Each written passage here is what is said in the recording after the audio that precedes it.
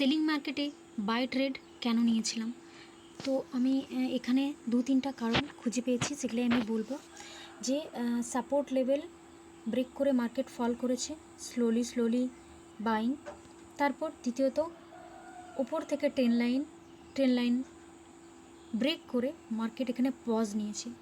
এখানে যতগুলো seller entry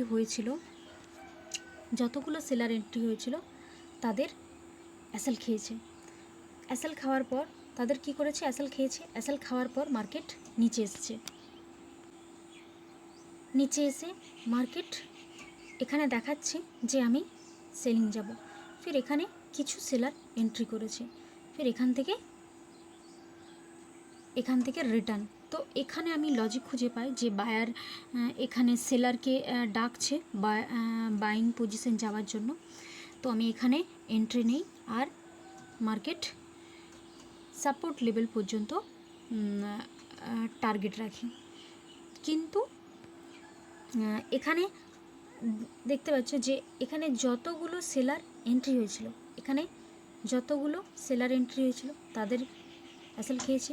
ফির আবার যত এখানে যে সেলার এন্ট্রি হয়েছিল তাদের অ্যাসেল খেয়েছে। বেশ, এখানে ট্র্যাপ বুঝতে পেরেছিলাম, ফির সেই জন্য এখানে আমি বাইং ট্রেড নিয়েছিলাম। তো ওকে গাইস, বাই, দেখা হবে অন্য কোনো ভিডিওতে।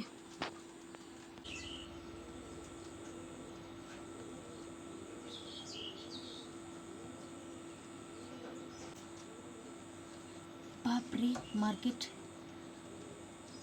ভাই সাহেব কীভাবে আপ মুভ করেছে, 1:6। ও মাই গড।